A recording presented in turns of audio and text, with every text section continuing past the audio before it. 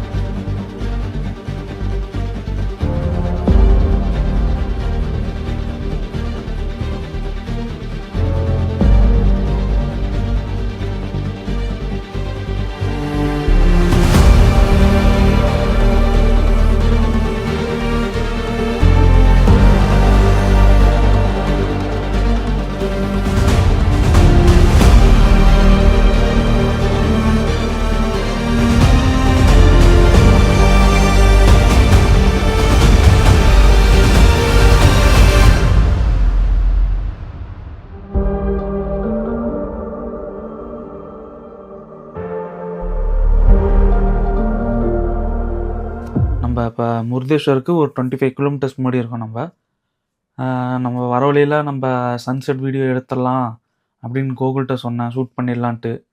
ஆனால் கூகுள் கேட்கல. குரோமில் பார்த்துட்டு கூகுளில் பார்த்துட்டு 6:45க்கு தான் சன்செட் ஆகுனா நம்ம முருதேஸ்வருக்கு போயிட்டு அங்கே சன்செட் எடுத்துடலாம் அப்படின்னு சொன்னான். ஆனால் அந்த பிளானு சொதப்பிடுச்சு எங்களுக்கு. ஏன்னா சன்செட்டு 6:20க்கே ஆயிடுச்சு.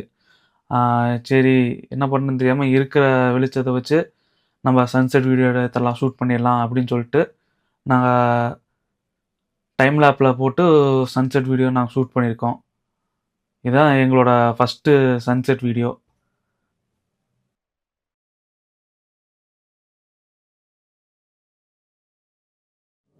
டைம் பார்த்தீங்கன்னா இப்போ 9:30 ஆச்சு.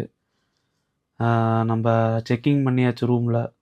எல்லா லக்கேஜும் போய் வச்சுட்டு சாப்பிட்லான்ட்டு நம்ம வெளியே வந்தோம். நம்ம சாப்பிட்டு முடிச்சுட்டு அந்த கோபுரத்தில் லைட்டிங்லாம் நல்லா எரிஞ்சிட்டு இருந்துச்சு.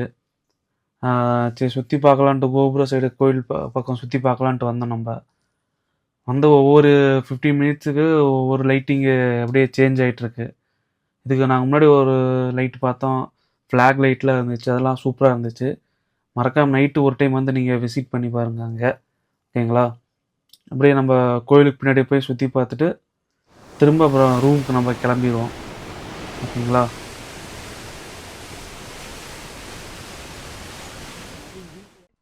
இப்போ கோயிலை சுற்றி பார்த்துட்டு இப்போ ரூமுக்கு போயிட்டுருக்கோம். நாங்கள் கோயிலுக்குள்ளெல்லாம் போகல, ஏன்னா நாங்கள் நான்வெஜ் சாப்பிட்னால கோயிலுக்குள்ளே போகக்கூடாதுன்னு சொல்லிட்டு வெளியே மட்டும் சுற்றி பார்த்துட்டு அப்படியே நாங்கள் வந்துட்டோம், ரூமுக்கு போயிட்டுருக்கோம். இன்றைக்கி என்ன நாள் பார்த்தீங்கன்னா ஜனவரி 3. டைம் பார்த்தீங்கன்னா இப்போ 10:30 ஆச்சு. நாங்கள் 8:00 ஆட்டம் கோயிலுக்கு போகலாம் அப்படின்னு பிளான் பண்ணி வச்சுருந்தோம். எந்திரிக்கவே 9:30 to 9:30 ஆயிடுச்சு எந்திரிக்கவே. ஃபுல் ட்ராவல்னால எந்திரிக்க முடியல எங்களால். இந்த கோபுரம் ஹைட்டு வந்து பார்த்தீங்கன்னா 249 ஃபீட்டு இந்த கோபுரத்தோட ஹைட்டு. 20 மாடி இருக்கும் இந்த கோபுரத்தில். இது போக இதுக்குன்னு தனியாக லிஃப்ட் வச்சு மேலே கொண்டு போய் டாப்பில் வச்சு டாப் வியூவில் காட்டுவாங்க. அதுக்கு டிக்கெட் சார்ஜ் வந்து 50 20 சம்திங். நாங்கள் அதுக்கு போகல, ஏன்னா கூட்டமாக இருந்தாலும் அதுக்கு போகல நாங்கள். இந்த கோயில் சிவனோட ஸ்டாச்சு வந்து ஹைட்டு பார்த்தீங்கன்னா 123 ஃபூட்டு. அதாவது இந்தியாவிலேயே செகண்டு லார்ஜஸ்ட்டு சிவன் ஸ்டாச்சு வந்து இந்த முருதேஸ்வரில் தான் இருக்குது. அதேமாதிரி இந்த கோயிலுக்கு வந்து நான் 2017 18 பிளான் பண்ணேன் வரலான்ட்டு. ஆனால் எனக்கு அப்போ வந்து காலம் சூழ்நிலையெல்லாம் டைமு கிடைக்கல எனக்கு. இப்போ தான் எனக்கு பார்க்குறதுக்கு இந்த சிவனை பார்க்குறதுக்கு எனக்கு வாய்ப்பு கிடச்சிருக்கு. மறக்காமல் எல்லோரும் கேஷ் எடுத்துகிட்டு வந்துடுங்க. ஏன்னா இங்கே ஜிபே ஒர்க் ஆகாது.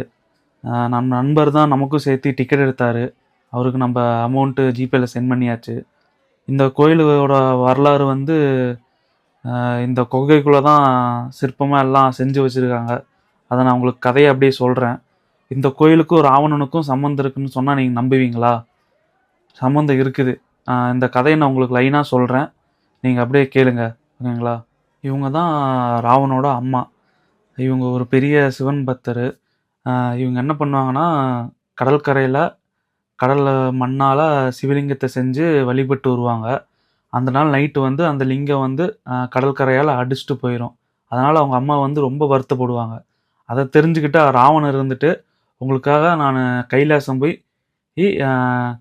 ஆத்மலிங்கன்ட்டு ஒரு லிங்கத்தை கொண்டு வந்து தரேன் அப்படின்னு சொல்லிட்டு அவங்க அம்மாட்ட வாக்கு உறுதி கொடுத்துருப்பாரு. அதுக்காக அவர் வந்து நீண்ட தவம் இருப்பார்.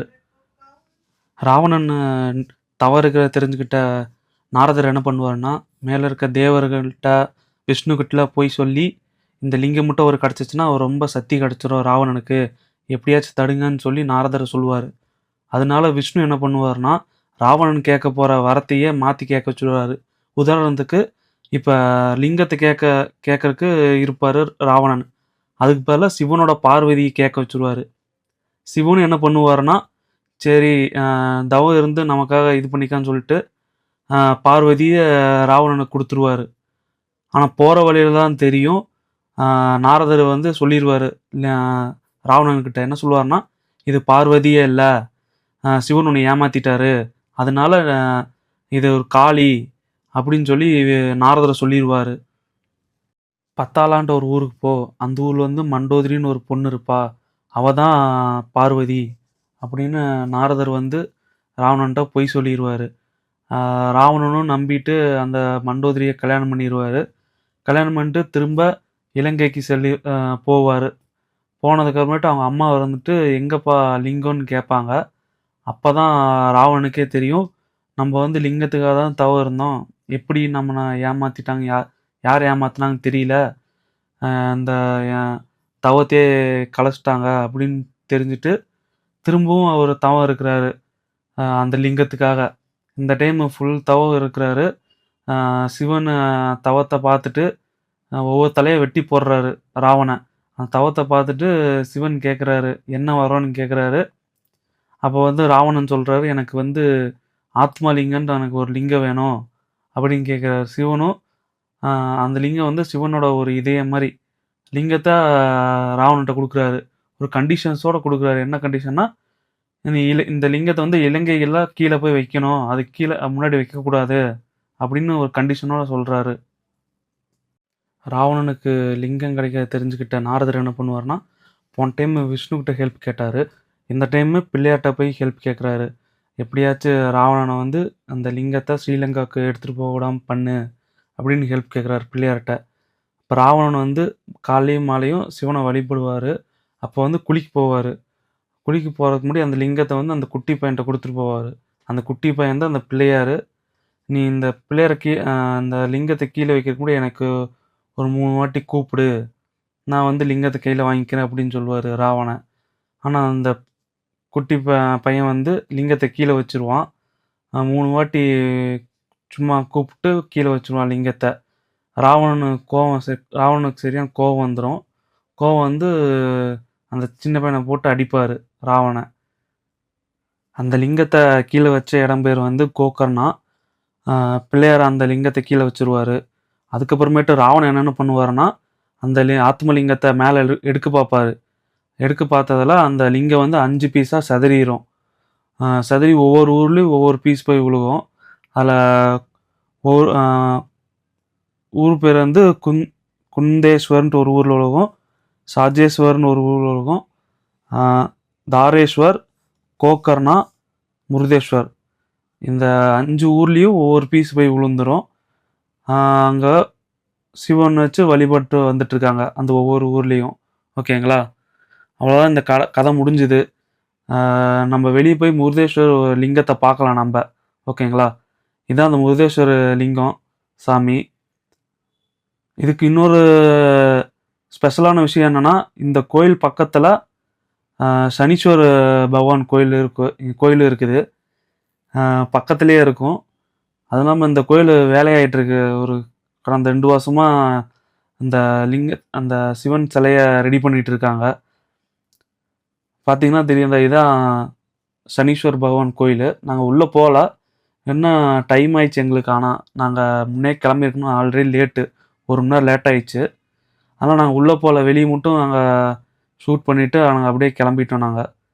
ஏன்னா இதுக்கு மேலே போயிட்டு ரூம் போயிட்டு எல்லாம் ட்ரெஸ் எல்லாம் சேஞ்ச் பண்ணிட்டு ஃப்ரெஷ்ஷாக போயிட்டு அதுக்கப்புறம் கிளம்புறதுக்கு லேட் ஆயிரும். ஏன்னா நம்ம வேறு ரிட்டன் பெங்களூர் வரையும் போகணும்.